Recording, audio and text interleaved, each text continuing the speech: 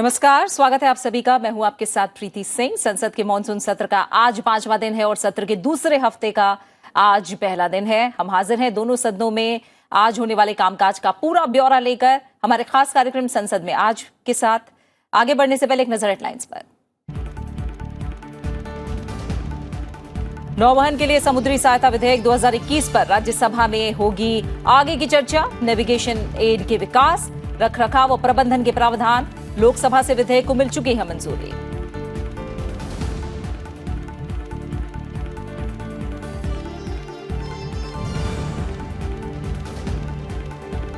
राज्यसभा के एजेंडे में किशोर न्याय, बच्चों की देखभाल और संरक्षण संशोधन विधेयक 2021, बाल संरक्षण को मजबूती प्रदान करने के उपाय, बाल कल्याण समितियों को भी मिलेगी ज्यादा ताकत।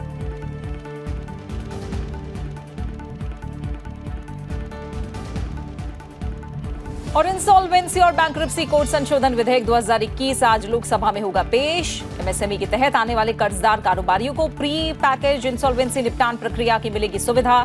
संसद की मंजूरी के बाद 4 अप्रैल 2021 को जारी अध्यादेश की लेगा जगह।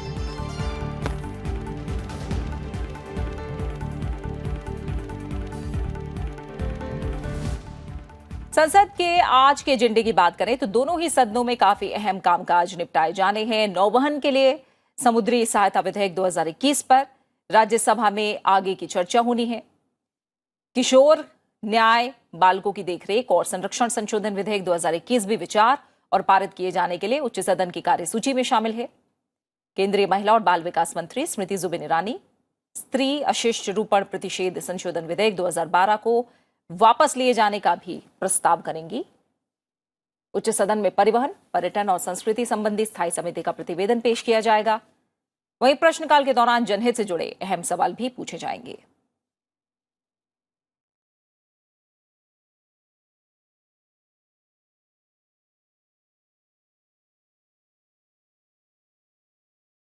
और उच्च सदन के कामकाज को लेकर ज्यादा ब्यौरे के लिए हम सीधा संसद भवन परिसर में रुख करेंगे। मेरी सहयोगी कृति मिश्रा मेरे साथ जुड़े हुई हैं। कृति, हम देखें तो मॉनसून सत्र का दूसरा हफ्ता आज से शुरू हो रहा है और कुल मिलाकर अगर हम देखें तो पहला जो हफ्ता रहा बहुत सकारात्मक संकेत नहीं मिले। कामकाज ना के बराबर हुआ, गतिरोध हमें ज्यादा देखने को मिला। उम्मीदें, आसार दूसरे हफ्ते को लेकर हम क्या लगा सकते हैं? जी हाँ प्रीति, देखिए अगर पहले हफ्ते की बात करें तो जैसा कि आपने कहा कि गतिरोध जारी रहा, लेकिन हमने कोविड मैनेजमेंट पर एक सार्थक चर्चा देखी। तकरीबन 4 घंटे से ज्यादा ये चर्चा चली, जिसके बाद स्वास्थ्य मंत्री ने विस्तार से इस पर उत्तर भी दिया। उसके बाद से लगातार व्यवधान बना हुआ है। देखिए लगातार सरकार कहती आई है कि वो हर विषय पर चर्चा करने के लिए तैयार है। सभापति की अगर बात करें तो उन्होंने भी एश्योरेंस दिया है सदस्यों को कि जो भी मुद्दा होगा वो हर मुद्दे को उठाने की सदन में इजाजत देंगे, लेकिन जो रूल्स हैं, जो प्रोसीजर्स हैं, उसके हिसाब से। तो हमने देखा कि जैसा गतिरोध बना रहा, उसके बाद अब ये नए हफ्ते की शुरुआत है, तो क्या दोनों में एक ये सहमति बन सकती है दोनों ही साइड्स में कि किस तरह से आगे सार्थक चर्चा हो सके बिलों पर? क्योंकि देखिए अगर हम इस सत्र की बात करें तो कई इंपॉर्टेंट बिल हैं सरकार के एजेंडे में। 30 से ज्यादा बिल हैं, इसके अलावा ऑर्डिनेंसेस भी हैं। आपको याद होगा कि पिछले हफ्ता जब सरकार ने ये सदन को जानकारी दी कि कितने बिल्स हैं इस हफ्ते के लिए, इसके अलावा बीएसी में भी ये सहमति बनी है कि काम करना चाहिए और अगर जो 6 बजे काम अगर बाकी है तो 6 बजे के बाद भी सदन बैठ सकता है और जो भी कार्यवाही उसको पूरा कर सकता है। तो उम्मीद है कि अब सहमति बन जाए और सदन का जो काम है वो सुचारू रूप से चल सके। बिल्कुल प्रीति, ठीक है। हम आगे उच्च सदन में जो आज का एजेंडा है उस पर विस्तार से नजर डालेंगे। आप हमारे साथ बने रहिए, इस पर हम बातचीत करेंगे आगे आपसे। नेविगेशन के लिए सामुद्रिक सहायता विधेयक 2021 यानी the marine aids to navigation bill 2021 पर आज राज्यसभा में आगे की चर्चा होगी। केंद्रीय पत्तन, पोत परिवहन और जलमार्ग मंत्री सर्बानंद सोनोवाल ने 19 जुलाई को विधेयक पर चर्चा का प्रस्ताव किया था। चर्चा पूरी नहीं हो पाई और ये आज भी जारी रहेगी। ये बिल भारत में नेविगेशन एड्स के विकास, रखरखाव और प्रबंधन के लिए फ्रेमवर्क प्रदान करता है। ये लाइट हाउस अधिनियम 1927 की जगह लेगा ताकि तकनीकी विकास और समुद्री नौवहन के क्षेत्र में भारत के अंतर्राष्ट्रीय दायित्वों को समाहित किया जा सके। नेविगेशन एड जलयान के बाहर लगा ऐसा यंत्र, सिस्टम या सेवा है जिसे जलयान या वेसल ट्रैफिक के सुरक्षित और कुशल संचालन के लिए डिजाइन और ऑपरेट किया जाता है। केंद्र सरकार नेविगेशन एड्स और वेसल ट्रैफिक सेवाओं के प्रबंधन के लिए जिम्मेदार होगी। वैध प्रशिक्षण सर्टिफिकेट के बिना किसी व्यक्ति को किसी स्थान पर नेविगेशन एड या वेसल ट्रैफिक सेवा के संचालन की अनुमति नहीं होगी। केंद्र सरकार हेरिटेज लाइट हाउस की पहचान और उसका विकास कर सकती है। नेविगेशन एड या वेसल ट्रैफिक सेवा को नुकसान पहुंचाने पर 1 साल तक की सजा या 5 लाख रुपए तक का जुर्माना या दोनों भुगतने पड़ सकते हैं। लोकसभा से यह विधेयक पारित हो चुका है।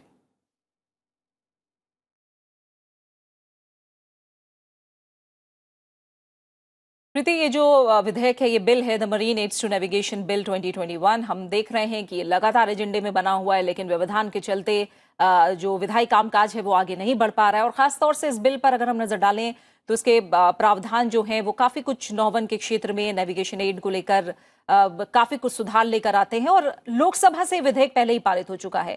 ऐसे में सरकार की कोशिश होगी कि जल्द से जल्द राज्यसभा से भी इसे मंजूरी मिले।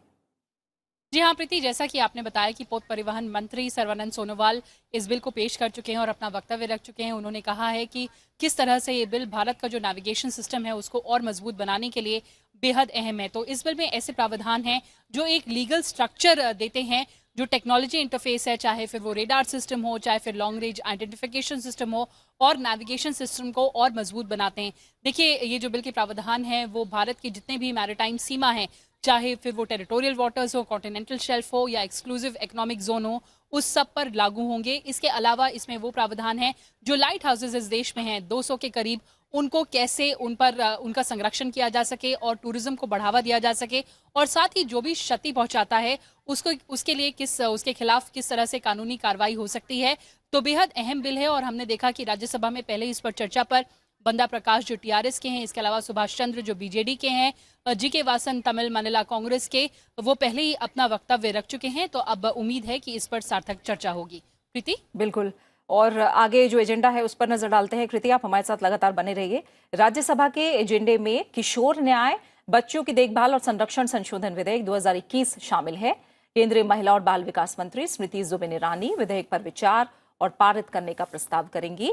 ये विधेयक किशोर न्याय, बच्चों की देखभाल और संरक्षण अधिनियम 2015 में संशोधन करता है, जिसमें उन बच्चों से संबंधित प्रावधान हैं जिन्होंने कोई अपराध किया हो और जिन्हें देखभाल और संरक्षण की आवश्यकता हो। विधेयक में बाल संरक्षण को मजबूती प्रदान करने के उपाय किए गए हैं। इसके जरिए बच्चों से जुड़े मामलों का तेजी से निपटारा करने और जवाबदेही बढ़ाने के लिए जिला मजिस्ट्रेट और अतिरिक्त जिला मजिस्ट्रेट को ज्यादा शक्तियां देकर सशक्त बनाया गया है। बिल में प्रावधान है कि अदालत के स्थान पर जिला मजिस्ट्रेट और अतिरिक्त जिला मजिस्ट्रेट अडॉप्शन यानी गोद लेने के आदेश जारी करेंगे। बाल कल्याण समितियों को भी ज्यादा ताकत दी जा रही है। इससे बच्चों के बेहतर संरक्षण में मदद मिलेगी। लोकसभा से विधेयक 24 मार्च 2021 को पारित हो चुका है।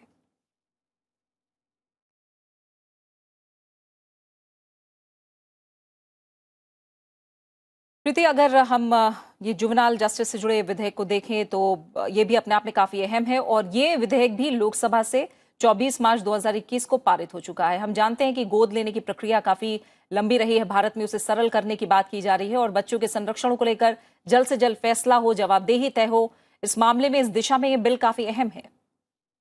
जी हाँ प्रीति, देखिए, जब ये बिल लोकसभा से पारित हो रहा था तब बाल विकास मंत्री जो स्मृति ईरानी है, उन्होंने अपना वक्तव्य देते हुए कहा था कि जो एनसीपीसीआर का ऑडिट है उसमें पाया गया है जो 90% चाइल्ड केयर इंस्टीट्यूशंस हैं जो कि एनजीओ सेक्टर में आते हैं, उसमें से 39% अभी भी 2015 के कानून के बाद भी रजिस्टर्ड नहीं है। इसके अलावा जिस तरह की सुविधाएं मिलती हैं उनमें बहुत बड़ा एक प्रश्न चिन्ह है, क्योंकि आंकड़े बताते हैं जो ऑडिट है एनसीपीसीआर का कि तकरीबन 3/5 ऐसे हैं जहां पर टॉयलेट की फैसिलिटी नहीं है। इसके अलावा 1/10 ऐसे हैं जहां पर साफ पानी जो है वो अवेलेबल नहीं है, और इसके अलावा 1/10 ऐसे भी हैं जहां पर कोई डाइट प्लान नहीं है, और 15% चाइल्ड केयर इंस्टीट्यूशंस ऐसे हैं जहां पर अलग बेड की व्यवस्था नहीं है, सुविधा नहीं है, और कई प्रदेशों में तो जो बच्चे हैं, जो कन्याएं हैं, उनके लिए चाइल्ड केयर इंस्टीट्यूशंस नहीं है। तो ये बिल बहुत महत्वपूर्ण है, जो भी इस एक्ट, जो चाइल्ड जुवेनाइल जस्टिस एक्ट को मजबूत करने के लिए। इसके अलावा जो अडॉप्शन की प्रक्रिया है उसको काफी आसान बनाना, क्योंकि पहले ये जो प्रक्रिया थी वो कोर्ट के थ्रू होती थी, अब इसमें प्रावधान किया गया है डिस्ट्रिक्ट मैजिस्ट्रेट का। और आपको याद होगा कि पहले भी बाल विकास मंत्री ने ये वक्तव्य दिया था कि इस अमेंडमेंट के बाद जो डीएम होते हैं वो एक सिनर्जाइजिंग एजेंट होंगे, जो इस एक्ट को और मजबूत बनाएंगे। तो आज उम्मीद है कि इस पर सार्थक चर्चा देखने को मिलेगी। बिल्कुल प्रीति, फिलहाल आपका बहुत बहुत शुक्रिया राज्यसभा के एजेंडे के बारे में विस्तार से इस जानकारी को हम तक पहुंचाने के लिए आपका। और अब रुक करेंगे लोकसभा के एजेंडे की तरफ। और लोकसभा की बात करें तो 3 अहम विधेयक कार्यसूची में शामिल हैं। वित्त मंत्री निर्मला सीतारमण दिवाला और शोधन अक्षमता संहिता संशोधन विधेयक 2021 यानी आईबीसी संशोधन विधेयक 2021 सदन में पेश करेंगी। साथ ही वो 4 अप्रैल 2021 को जारी इंसॉल्वेंसी और बैंकरप्सी कोड संशोधन अध्यादेश के तत्काल विधान बनाए जाने के कारणों को दर्शाने वाला विवरण भी सभा पटल पर रखेंगी। फैक्टरिंग रेगुलेशन संशोधन बिल 2020 और राष्ट्रीय खाद्य प्रौद्योगिकी उद्यमिता और प्रबंधन संस्थान विधेयक 2021 विचार और पारित किए जाने के लिए सदन के एजेंडे में है। सदन में परिवहन, पर्यटन और संस्कृति संबंधी स्थायी समिति का प्रतिवेदन भी पेश किया जाएगा। अलग अलग मंत्रालयों से जुड़े अहम पत्र भी सभा पटल पर रखे जाएंगे।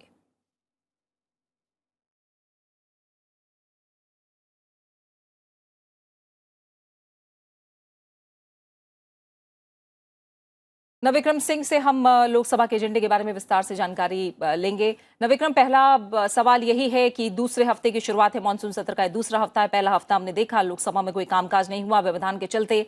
लोकसभा में किस तरह की संभावनाएं, आसार अब दूसरे हफ्ते को लेकर नजर आ रहे हैं, क्योंकि एजेंडा काफी लंबा है और कार्य दिवस जो है इस सत्र के वो काफी कम है। जी बिल्कुल प्रीति, जिस तरह आपने कहा कि पिछले हफ्ते कामकाज में लगातार गतिरोध, तो ऐसे में सरकार की कोशिश है कि जो कई ऑर्डिनेंस हैं, इसके अलावा कई महत्वपूर्ण विधेयक हैं जिन्हें इस सत्र में पारित कराना है। तो सरकार की कोशिश है कि ये जो सरकारी कामकाज है इसे जल्दी से जल्दी करा जाए। तो लगातार विपक्षी दलों से बातचीत जारी है और ऐसे में सरकार जो और दूसरे भी दल हैं विपक्ष के अलावा ट्रेजरी बेंचेस के सदस्यों से बात कर रही है कि और इससे पहले बीएसी की मीटिंग भी हुई है प्रीति। इस मीटिंग में कोशिश की गई कि दलों को मनाने की, विपक्षी दलों को मनाने की। हालांकि टीएमसी अपने रुख समेत दूसरे जो विपक्षी दल हैं वो अपने रुख पर कायम दिख रहे हैं। तो ऐसे में देखना होगा कि आज के कामकाज में सरकार किस तरीके से विपक्षी दलों को मनाने की कोशिश में कितना कामयाब होती है।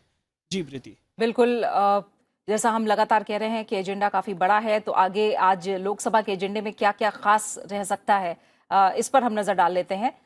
नविक्रम, आप हमारे साथ बने रहिए। वित्त मंत्री निर्मला सीतारमण आज इंसॉल्वेंसी और बैंकरप्सी कोड संशोधन विधेयक 2021 यानी दिवाला और शोधन अक्षमता संहिता संशोधन विधेयक 2021 लोकसभा में पेश करेंगी।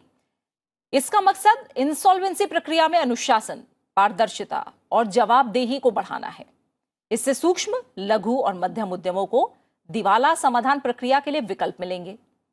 एमएसएमई के लिए लाई गई इस प्रक्रिया को पीपीआईआरपी यानी प्री पैकेज इंसॉल्वेंसी रेजोल्यूशन प्रक्रिया कहा गया है।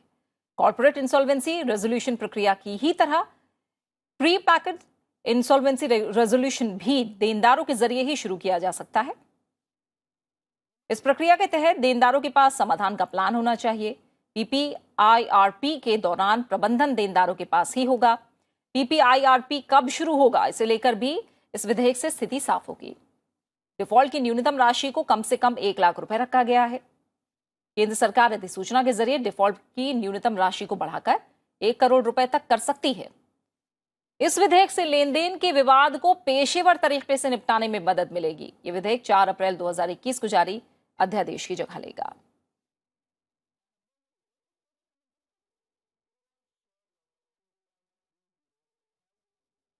विक्रम, जैसा हम लगातार बात कर रहे हैं कि कामकाज निपटाना है और खासतौर से जिन बिल को अध्यादेश की जगह लेनी है, सरकार की कोशिश होगी कि जल्द से जल्द वो विधेयक पहले पारित कराए जाएं, क्योंकि एक समय सीमा होती है अध्यादेश के बाद जिसके अंदर विधेयक पारित करना होता है। इंसॉल्वेंसी से जुड़ा जो बिल है, इंसॉल्वेंसी प्रक्रिया में अनुशासन, पारदर्शिता और जवाबदेही को बढ़ाने के लिए ये विधेयक लाया गया है। किस तरह के प्रावधान है इसमें? प्रीति, अगर इंसॉल्वेंसी से जुड़े हुए बिल की अगर बात करें तो ये बहुत अहम विधेयक है, क्योंकि अगर हम देखें तो 2016 से पहले जब इंसॉल्वेंसी से जुड़ा हुआ विधेयक सदन में पारित हुआ था, तो एक लंबी प्रक्रिया होती थी, जिसके बाद ये इंसॉल्वेंसी की प्रक्रिया, जो रेजोल्यूशन का वक्त है, उसमें बहुत लंबा लगता था। तो ऐसे में सरकार की कोशिश है कि इसे प्रक्रिया को पारदर्शी किया जाए और तेज और प्रभावी किया जाए। बिल्कुल, बिल्कुल। तो तमाम ऐसे प्रावधान हैं ताकि जवाबदेही और पारदर्शिता इंसॉल्वेंसी को लेकर, खासतौर से लेन देन को लेकर और ज्यादा बढ़ाई जा सके। नविक्रम, आप हमारे साथ बने रहिए। इसके अलावा एजेंडे में हम देख रहे हैं और भी विधायी कामकाज शामिल है। लोकसभा के एजेंडे में फैक्टरिंग रेगुलेशन संशोधन बिल 2020 भी शामिल है। वित्त मंत्री निर्मला सीतारमण विधेयक पर विचार और पारित करने का प्रस्ताव करेंगी। ये विधेयक फैक्टरिंग रेगुलेशन एक्ट 2011 में संशोधन करता है और फैक्टरिंग बिजनेस करने वाली एंटिटीज का जो दायरा है उसे बढ़ाता है। विधेयक फैक्टरिंग बिजनेस, असाइनमेंट और रिसीवेबल्स की परिभाषा में बदलाव करता है। एक पक्ष जब अपनी ऐसी प्राप्तियां यानी रिसीवेबल्स जिनका भुगतान अभी नहीं किया गया है किसी दूसरे पक्ष को तुरंत नकद राशि हासिल करने के बदले बेच देता है तो उसे फैक्टरिंग कहा जाता है। कानून में बदलाव से गैर बैंकिंग वित्तीय कंपनियों को भी इस कारोबार में उतरने का पूरा मौका मिलेगा। साथ ही रिजर्व बैंक को इस कारोबार के लिए रेगुलेशन बनाने का अधिकार मिल जाएगा। इससे सूक्ष्म, लघु और मध्यम उद्यमों को फायदा होगा।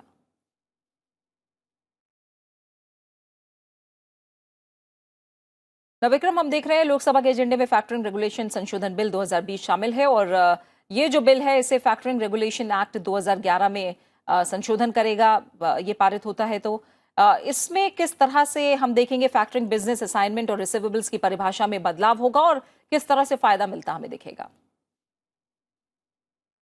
प्रीति, जिस तरीके से आपने कहा कि जो परिभाषा है उसमें बदलाव होगा, मैं समझाना चाहूँगा फैक्टरिंग को। देखिए प्रीति, जब हम एक्स कोई चीज़ या कोई माल वाई से अगर लेता है तो उसे उसकी कीमत चुकाने के लिए एक तयशुदा रकम की बात होती है कि अगर 2 महीने, 3 महीने या 4 महीने में, तो वाई तो अगर वाई को उन 2-3 महीनों के बीच में अगर कोई इमरजेंसी है तो ऐसे में वो जेड के पास जा सकता है, जो कि एक फाइनेंशियल सर्विस प्रोवाइड करती है, जो फाइनेंशियल सर्विस देती है ऐसी कंपनी के पास। तो जेड उस जो तयशुदा उसके बदले में वो एक जो इनवॉइस है वो जेड को देता है। जेड तयशुदा रकम से कुछ कम कीमत पर वाई को रकम वो दे देता है और जेड उसे एक्स से वापस लेता है 2-3 महीने बाद। तो ऐसे में जो फाइनेंशियल सर्विस है एक तरह से उसे फैक्टरिंग कहा जाता है। और इस फैक्टरिंग की इसे दायरे को बढ़ाने के लिए साथ ही रिजर्व बैंक को ये अधिकार इस विधेयक के जरिए दिए गए हैं कि जो फैक्टरिंग बिजनेस है उसे रेगुलेट कर सके। तो ये बहुत अहम बिल है। हमारे देश में फैक्टरिंग को लेकर कोई जब कोई खास कानून नहीं था, मतलब कोई रेगुलेशन नहीं थी, तो मुश्किल आती थी। ऐसे में फैक्टरिंग को रेगुलेट करना एक अहम कदम माना जा रहा है सरकार की तरफ से और लंबे अरसे से इंतजार था जो व्यापार वर्ग के लोग हैं उन्हें कि फैक्टरिंग बिजनेस को बेहतर किया जा सके, पारदर्शी किया जा सके। बिल्कुल, तो इसे लेकर ये बिल काफी अहम साबित हो सकता है और उम्मीद है सरकार की कोशिश होगी कि इस बिल को भी जल्द से जल्द लोकसभा से पारित कराया जाए। फिलहाल आप बने रहिए नविक्रम हमारे साथ, आगे विधायी कामकाज जो है उस पर नजर डालते हैं। राष्ट्रीय खाद्य प्रौद्योगिकी उद्यमिता और प्रबंधन संस्थान विधेयक 2021 आज लोकसभा की कार्यसूची में शामिल है। केंद्रीय खाद्य प्रसंस्करण और उद्योग मंत्री पशुपति कुमार पारस विधेयक पर विचार और पारित करने का प्रस्ताव करेंगे। ये विधेयक हरियाणा के कुंडली स्थित राष्ट्रीय खाद्य प्रौद्योगिकी उद्यमिता और प्रबंधन संस्थान और तमिलनाडु के तंजावुर में भारतीय खाद्य प्रसंस्करण प्रौद्योगिकी संस्थान को राष्ट्रीय महत्व के संस्थान का दर्जा प्रदान करता है।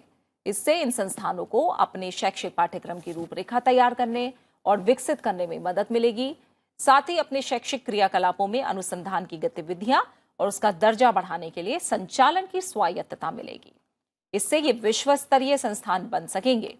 बीते बजट सत्र के दौरान विधेयक को राज्यसभा की मंजूरी मिल चुकी है।